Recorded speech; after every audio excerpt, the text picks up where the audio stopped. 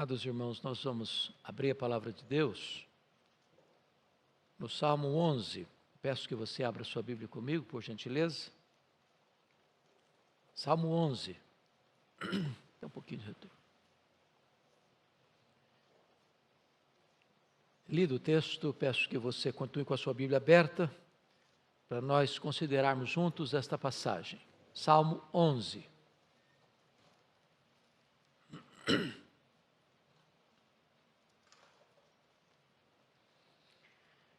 Esse texto diz o seguinte: no Senhor me refugio. Como dizeis, pois, a minha alma, foge como pássaro para o teu monte.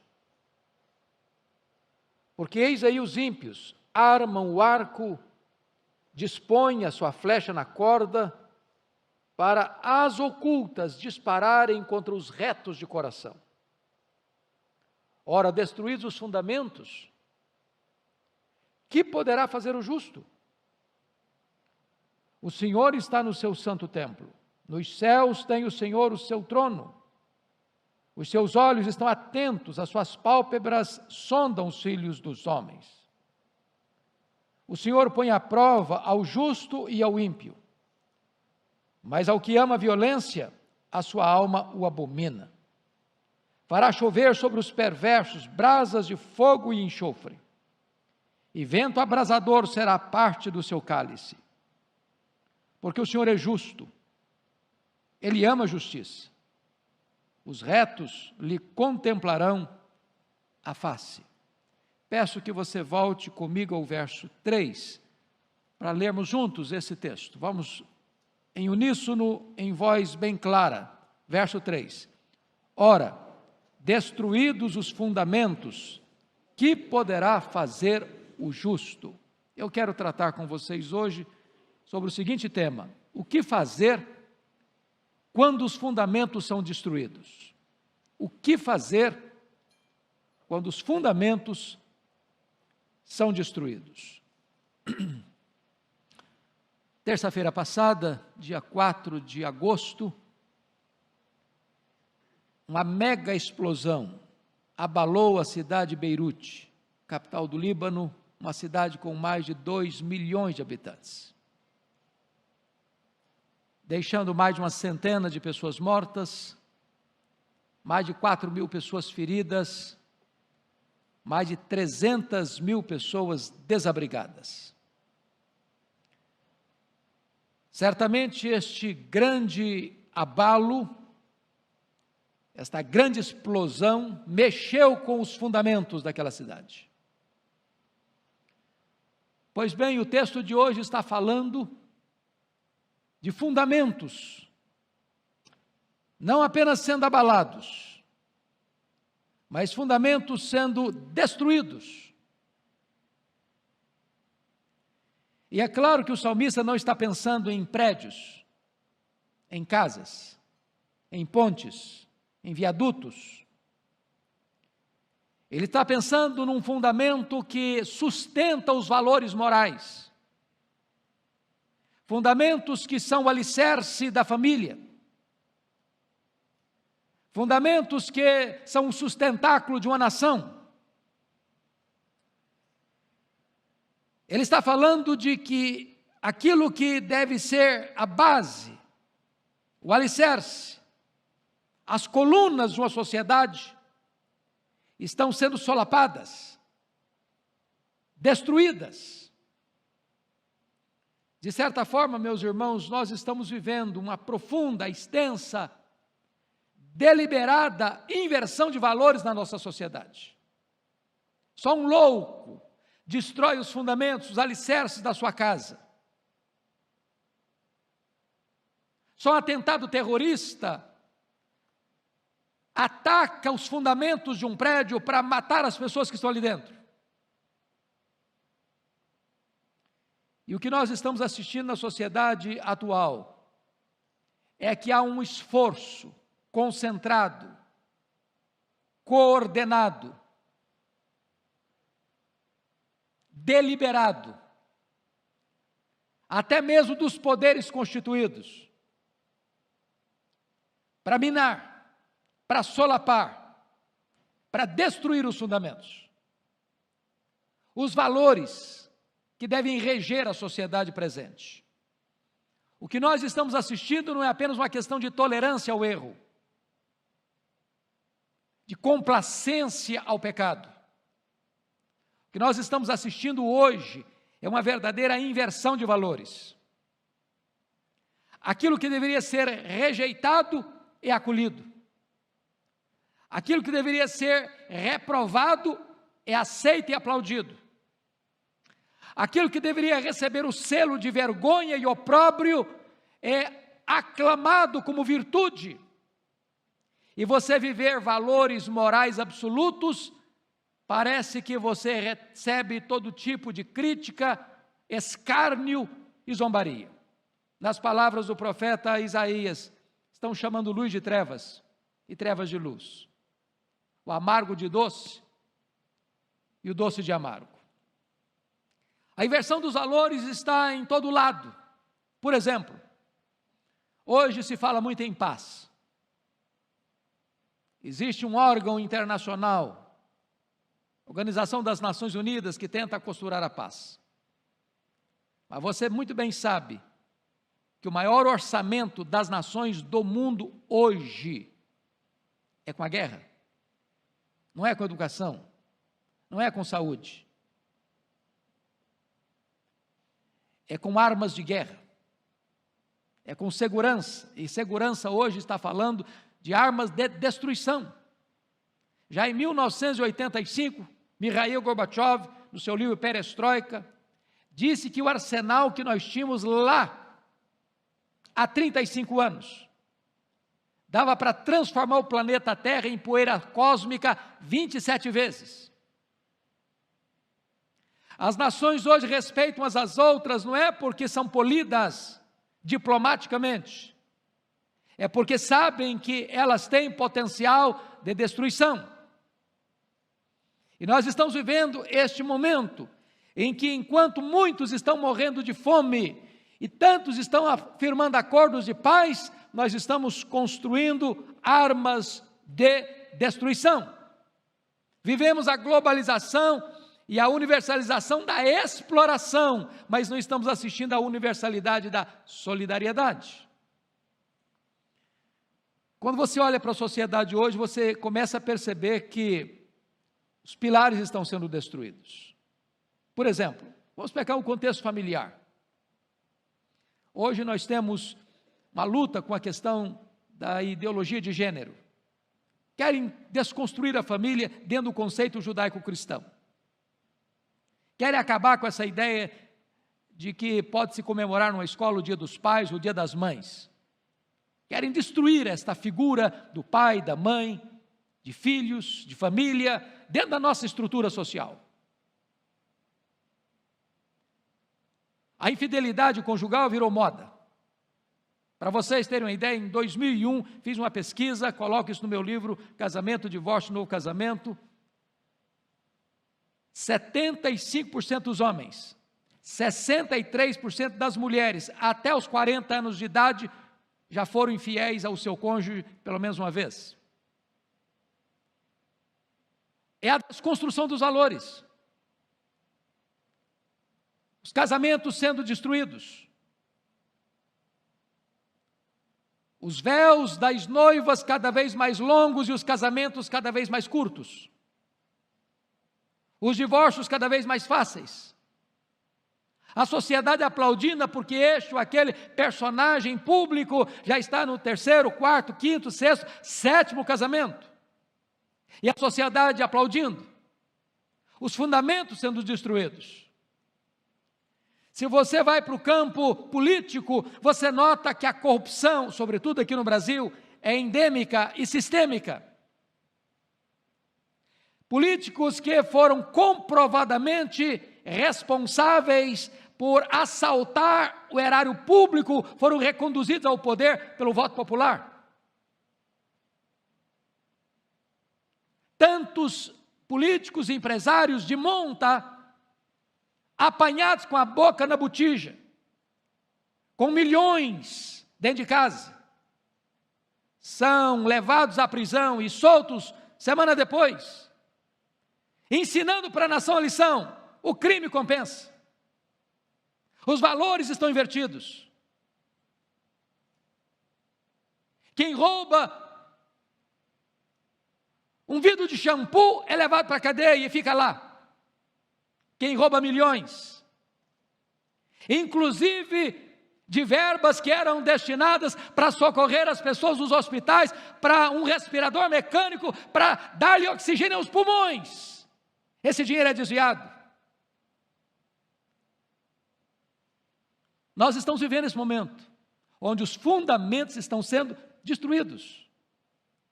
Mas esse problema não é apenas na família, esse problema não é apenas na sociedade política, esse problema está dentro das igrejas. Igrejas que viraram verdadeiras empresas. Pastores que se tornaram verdadeiros empresários. Igrejas que mudaram a mensagem para atrair multidões e explorá-las. E nós estamos assistindo esse festival de atentado aos fundamentos da família, da igreja e da sociedade. E a pergunta do salmista é: destruídos os fundamentos, o que poderá fazer o justo? Chama a sua atenção para o fato de que Davi escreveu esse salmo num momento em que ele estava sendo perseguido por Saul. Saul era o rei. Saul era o sogro de Davi. Mas Saul tinha ciúmes de Davi. Mas Saul era o rei, Saul era a lei. Não havia ninguém acima dele para cobrar dele. Ele perseguia, ele matava. Ele não tinha que prestar contas. Não tem a quem apelar, não tem a quem recorrer. Não tem um sistema jurídico a quem você possa acessar para reivindicar justiça. E Davi foge para as cidades, para os campos, para as vilas, para os desertos, para as cavernas. Por todo lado que ele anda, a perseguição está aí, o inimigo está aí, o perigo da morte está aí, a ameaça está aí. E a pergunta que é feita é: destruídos os fundamentos, o que poderá fazer o justo? Para onde você vai? Para quem você recorre? A quem você busca? Se todo o sistema está aparelhado para o crime, para o mal, para a violência, para a corrupção, para a maldade, para a desconstrução dos valores.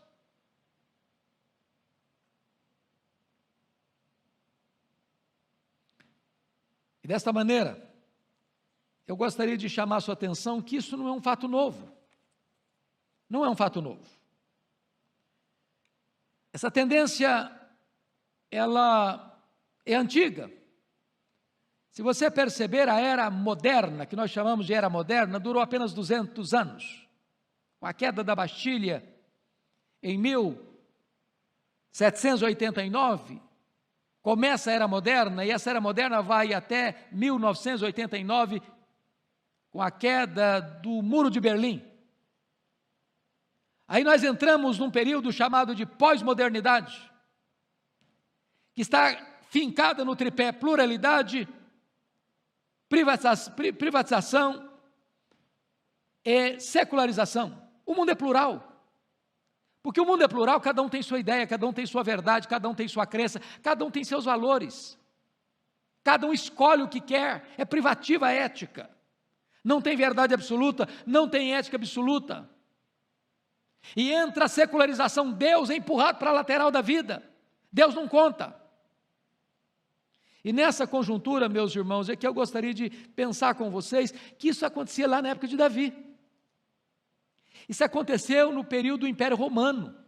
Vocês sabem que o Império Romano era plural nas suas ideias religiosas. Você podia ter o Deus que você tivesse. Tinha um panteão, desde que você adorasse César. Aí você começa a perceber, por exemplo, a chegada no século 18 com o iluminismo. E qual foi a tendência da época? É desprezar a Bíblia. É a razão agora. E o fruto do iluminismo no século XIX foi o quê? O liberalismo teológico.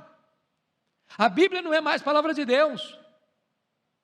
Eu não leio mais a Bíblia no seu sentido gramático histórico, mas leio no sentido crítico literário. Não, aqui tem erro, não, aqui tem contradição, não, aqui tem mito, não, aqui não é verdade. E foram desconstruindo a Bíblia, foram tentando arrasar os fundamentos da Bíblia. Não é mais um livro inspirado, não é mais infalível, não é mais inerrante, não é mais suficiente. Chega o século XX, você encontra um esforço concentrado da igreja a partir para o outro lado, do sincretismo, do misticismo, das experiências, dos milagres, dos sinais, e as pessoas começaram a correr atrás dessas coisas.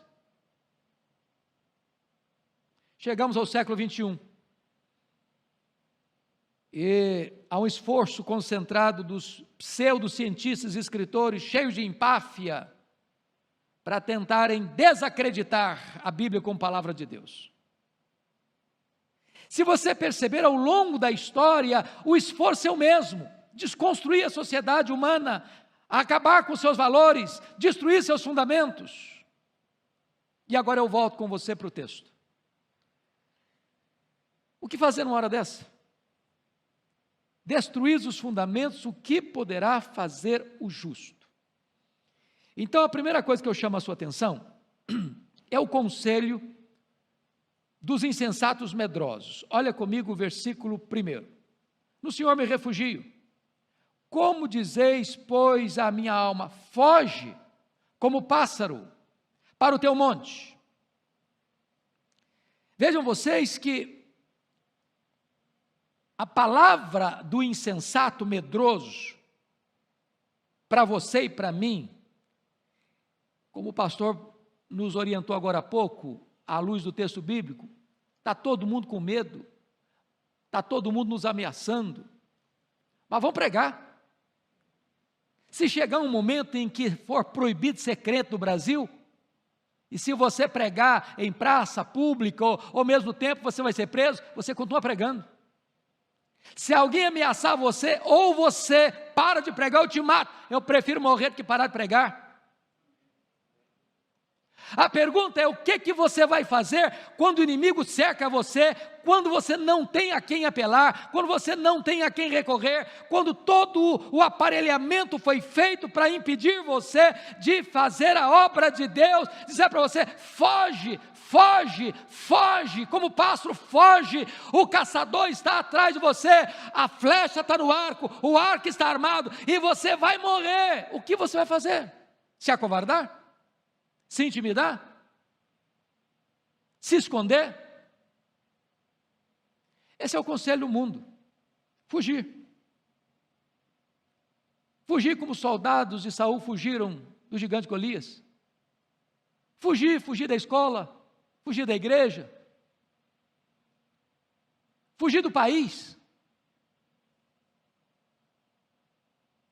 Fugir não é a solução, meus irmãos. Isso é a solução do covarde, do medroso. No passado, Jeremias quis fugir: não vou pregar mais não. Deus disse: não, você vai pregar sim. Foi como um fogo no coração dele.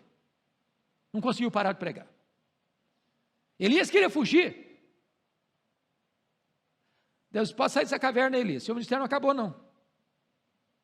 Jonas queria fugir, e Deus mandou a tempestade atrás dele. Pedro sugeriu Jesus fugir da cruz: tem piedade de ti mesmo, arreda Satanás, és para mim causa de tropeço. Não cogitas das coisas de Deus, apenas das coisas dos homens. Meu amado irmão, a solução não é fugir. Há duas teologias que governam as pessoas hoje. A primeira delas é esta: fuja, fuja, não se arrisque, salve a sua pele. A outra teologia é esta: o Senhor é o meu refúgio. Como é que eu vou fugir? Como é que eu vou fugir?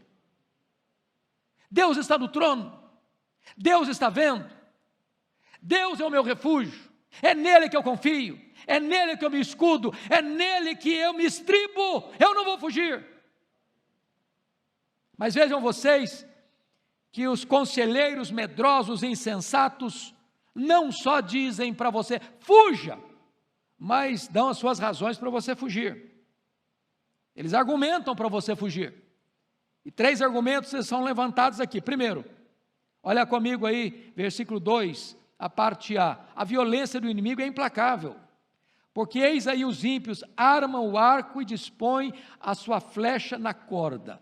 Ô, gente, armar o arco e dispor a flecha na corda é dizer para aquele animal que está sendo caçado, a flecha já está apontada para o seu coração. Você não vai escapar. Você não vai conseguir sair dessa. Isso é ameaça. Isso é o pânico. Isso é o medo. Isso é o desespero. Essa é a arma deles. Você não vai conseguir. Então capitule-se. Então fuja. Segunda argumento que eles usam para Davi fugir, é que a política do inimigo é astuciosa. Olha a parte B do versículo 2. Está escrito o seguinte: para as ocultas dispararem contra os retos de coração. Ele está dizendo o seguinte: este inimigo, além de estar com a flecha apontada para você, o arco já está estendido, ele não joga limpo com você. Ele não enfrenta você cara a cara. Ele é das trevas, ele trabalha na escuridão, ele trabalha no anonimato, ele age de uma maneira completamente sutil para pegar você de supetão ou de surpresa. Esta é a maneira, é a armadilha fatal, é uma trama invisível, são perigos reais, mas que você não pode ver. Age na surdina, age nas trevas. Mas preste atenção. Eles não atacam os ímpios. Olha que eles atacam aí no versículo 2, parte B. Para as ocultas dispararem contra os retos de coração. Não é inversão de valores isso? Eles não estão caçando os criminosos. Eles não estão caçando os que estão contra a lei. Eles não estão caçando aqueles que surrupiam os valores morais e surrupiam o erário público e atentam contra a vida do próximo. Eles estão querendo destruir o justo, o puro de coração. Chega um momento, irmãos, em que a sociedade olha para a igreja, para o crente fiel a Deus e vê essa pessoa como um problema, uma ameaça aos interesses escusos, nocivos e letais de uma sociedade sem Deus. Terceiro argumento deles: a ação do inimigo é demolidora. Olha o verso 3. Ora, destruís os fundamentos, que poderá fazer o justo? Aqui é mais um argumento, é o seguinte: olha, os fundamentos estão destruídos. Quando você hoje é atingido, você tem um sistema, um Estado, um aparato do Estado para proteger você. Tem leis, tem cortes, tem tribunais. Se você se sentiu injustiçado na primeira sentença, na primeira instância, você recorre a uma segunda instância. Se você achou que a justiça não foi feita, você recorre a uma terceira instância. Tem todo um aparato para proteger o inocente, para defender o direito do justo. A pergunta aqui do salmista é essa: é melhor você fugir, sabe por quê? Porque está tudo rendido, está tudo armado, o Estado todo foi aparelhado, não tem a quem você recorrer, não tem a quem você buscar, você não vai encontrar amparo em lugar nenhum. Fuja, fuja, fuja. Pois bem, diante desse cenário, vamos encontrar a resposta da fé à proposta do medo. Qual é a resposta da fé? Davi vai nos oferecer aqui 4 ações. 4 ações. O que fazer quando os fundamentos estão sendo destruídos? Primeira coisa, veja você comigo, versículo 4. O Senhor está no seu santo templo, nos céus tem o Senhor o seu trono, os seus olhos estão atentos e as suas pálpebras sondam os filhos dos homens. A primeira coisa que você precisa entender, para você não entrar em pânico na hora que você está sendo encurralado pelo inimigo, é você crer na soberania de Deus. Quando você olha ao seu redor, você não vê saída, você não vê ajuda, você não encontra ninguém ou algo para se agarrar, mas se você olhar para cima, você vai ver que Deus está no trono, que Ele reina, que Ele governa, que a história não está à deriva, que a história não é um caminhão sem freio ladeira abaixo, que a sua vida não está solta ao léu como a palha que o vento leva. Você, como uma árvore plantada junto à corrente de águas, suas raízes estão firmadas em Deus, sua vida depende de Deus, quem controla a sua vida é Deus, quem governa a sua vida é Deus, quem protege você é Deus, quem sustenta você é Deus, quem está do seu lado para segurar você é Deus, ainda que a flecha esteja apontada para o seu coração, ainda que o inimigo esteja com um arco já armado para destruir você, quem protege você é Deus, Deus é o seu escudo e nele você refugiará. Deus é soberano, Ele está no céu e Ele está na terra, porque note você o texto que diz o seguinte: o Senhor está no seu santo templo. Preste atenção, que não tinha templo em Israel ainda, o templo só foi construído no reinado de Salomão, mas a arca da aliança já havia sido trazida para Jerusalém. E você, ao olhar à luz do Novo Testamento, você sabe que Deus não habita em templos feitos por mãos humanas. Então, sabe onde Deus habita, além de habitar lá no trono? Ele habita no seu coração. Você é a morada de Deus. Ele não está apenas acima de você, Ele está dentro de você. Você não precisa temer. Mas note mais, no versículo 3, porque está escrito aí, que o Senhor está no seu santo templo, e nos céus tem o seu trono, e mais, os seus olhos estão atentos, e as suas pálpebras sondam os filhos dos homens. Está olhando. Ele está olhando aqueles esquemas de corrupção, desvio de dinheiro. Ele está olhando aqueles antros de maldade e violência, que arquitetam, planejam e executam o mal. Ele está olhando todo o sistema de maldade que move a sociedade, na indústria, no comércio, nos governos, nas instituições internacionais, nas igrejas, nas famílias, no nosso coração. Não tem nada que esteja acontecendo que Deus não esteja vendo, que Deus não esteja notando, que Deus não esteja percebendo.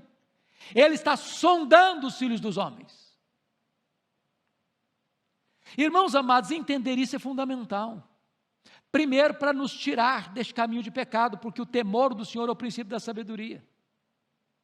Não tem nenhum freio moral mais importante para impedir você de assodadamente caminhar na direção da destruição, do que você saber que Deus está vendo. Você pode fechar a porta do quarto, Deus está vendo. Você pode apagar a luz, Deus está vendo. Você pode tomar as asas da alvorada e ir lá para os confins dos mares, Deus está vendo. Você pode ir para as profundezas do mar, Deus está vendo. Você pode ir para a última galáxia do universo, Deus está vendo. Ninguém pode fazer nada fora dos olhares perscrutadores do Deus onisciente. Essa consciência livrou Davi de fugir acovardado pelos conselhos dos insensatos. Segundo lugar, por que Davi não fugiu? Qual é a resposta da fé ao medo? Primeiro, a soberania de Deus. Segundo, o pleno conhecimento de Deus. Olha comigo o versículo 5. O Senhor põe à prova ao justo e ao ímpio, mas ao que ama a violência, a sua alma o abomina. Preste bem atenção. Deus põe à prova o justo e o ímpio. Ao justo, Deus põe à prova para aprová-lo. Ao ímpio, para reprová-lo.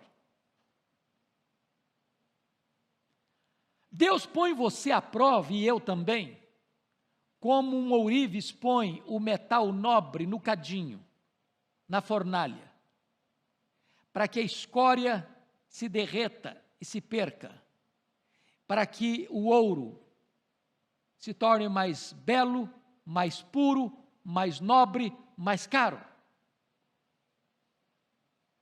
Mas quando Deus põe o ímpio à prova, é para reprová-lo, é para desmascará-lo, é para desacreditá-lo, é para desarticulá-lo. Davi entende que Deus tem um senso de justiça. E o que ele está dizendo é isso: o Senhor põe à prova, tanto um quanto o outro. E ele é claro: mas ao que ama a violência, a sua alma o abomina. Se você é o deleite de Deus, se você é o prazer de Deus, se você é a menina dos olhos de Deus, se você é a herança de Deus, se Deus tem em você todo o seu prazer, a Bíblia diz que a alma de Deus abomina o que ama a violência. Este Deus que é soberano, Ele também é justo. Terceiro lugar, qual foi o terceiro argumento que Davi usou para não ceder à pressão dos insensatos? Olha comigo, versículo 6.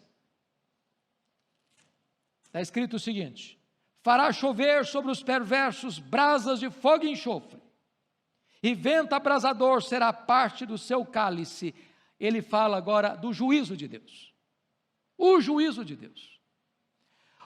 Meus irmãos, vamos parar um pouquinho para pensar aqui.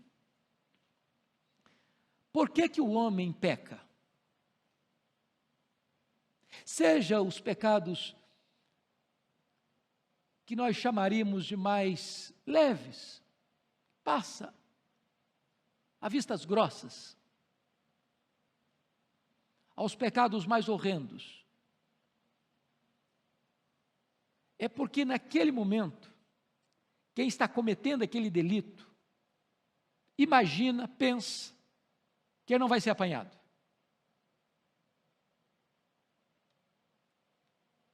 Imagine você se quem planeja um assalto, imaginasse que nem conseguiria fazer o assalto, ou se fizesse, seria apanhado, o que roubou vai ser devolvido, e ele vai sofrer penalidades de uma prisão por longos anos. Você faria isso?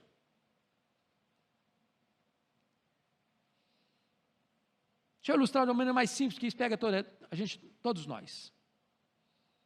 Você está andando com o seu carro na estrada, e de vez em quando você vê uma plaquinha com limite de velocidade, 80 quilômetros, 100 quilômetros, 110 quilômetros, 120 quilômetros, que eu saiba é a velocidade máxima que se pode andar no Brasil. E aí você vê a plaquinha de 100 e passa a 120. Por que você passa a 120?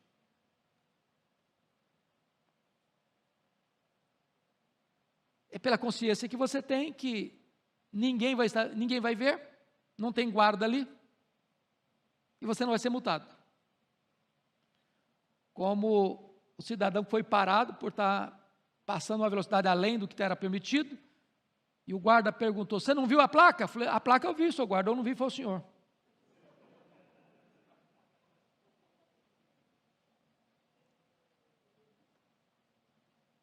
Agora imagine você que Deus não só está vendo, Ele é o juiz. E o texto está mostrando aqui em relação ao ímpio, que ele fará chover sobre os perversos brasas de fogo e enxofre. Você tem alguma ideia de onde isso aconteceu? Com Sodoma e Gomorra. E a cidade toda foi subvertida, virou um mar de enxofre. E todos os juízos que vieram ao longo da história, Sodoma e Gomorra, antes disso o dilúvio, depois Babel, depois a queda de Jerusalém, depois a queda da Babilônia, e todos os juízos de Deus que foram se repetindo ao longo da história, tudo isso era apenas um ensaio da peça final, cósmica, quando Deus trará a juízo o mundo.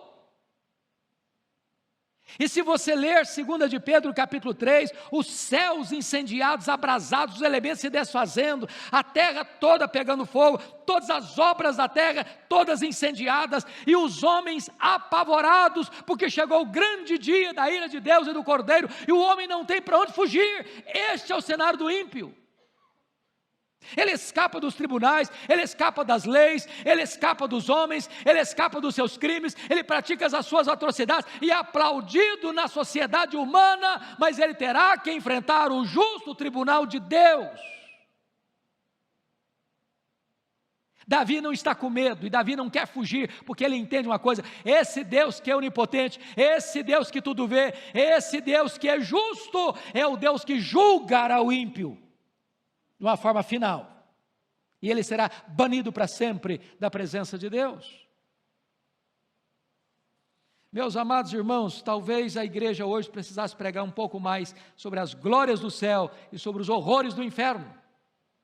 As pessoas parecem que não perceberam isso, que terão que enfrentar o dia da ira de Deus. É só ler Apocalipse 6, 12 a 17, para você entender a gravidade disso. E eu termino aqui com o último ponto. Por que Davi fugiu? Por que Davi não fugiu? Ele não fugiu, em quarto lugar, pela consciência da recompensa divina. Olha o versículo 7 comigo. Porque o Senhor é justo, Ele ama a justiça, os retos lhe contemplarão a face. Amados irmãos, eu só quero concluir dizendo para você que se o justo tem a bênção de contemplar a face de Deus, o ímpio está atormentado com chuva e brasas de fogo e enxofre sobre a sua cabeça, vento abrasador sendo seu cálice para sempre. E você, justo, foi justificado pela fé em Cristo Jesus, declarado justo diante do tribunal de Deus. Você que pode ser perseguido e acuado por este mundo, você que ama a justiça, você que é reto, você vai contemplar a face de Deus, você vai se deleitar em Deus, você vai desfrutar da presença de Deus, você vai reinar com Deus, você vai servir a Deus, você vai ter nele o seu maior deleite, o seu maior prazer por toda a eternidade. Não vai ter mais dor, não vai ter mais perseguição, não vai ter mais luto, não vai ter mais lágrima, não vai ter mais despedida, não vai ter mais injustiça. Você estará com ele, contemplando a face dele para sempre e sempre e sempre. Você está com medo, irmão? Para que medo?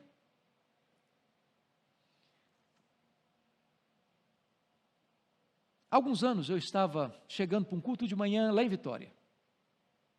E de frente ao templo tem um pé de manga muito bonito, que todo ano é a alegria de muita gente que sobe, tira manga, balança, cai manga, e é uma coisa maravilhosa. E eu cheguei, coração apertado, lutas internas, pressões externas,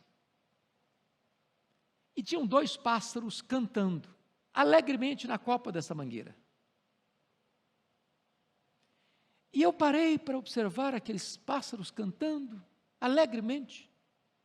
E daqui a pouco eu começo a ver as pessoas chegando, algumas delas cabisbaixas, outras com semblante pesado, outras com um sentimento de preocupação. De repente, Deus ministrou ao meu coração uma palavra. O que esses 2 pássaros estão cantando? O que eles estão conversando um com o outro? E me veio à mente a seguinte imagem. Eles estavam perguntando um para o outro assim: você sabe por que esse pessoal está chegando aí com medo, preocupado? Cabisbaixo? É porque eles não conhecem o Deus que nós conhecemos. Ou pensam que esse Deus não cuida deles. Se eles soubessem que Deus cuida deles, como Deus cuida de nós, eles não estariam assim. Você já viu um passarinho preocupado? Já viu algum que parou de cantar porque estava em depressão, assim, meio problemático com a vida?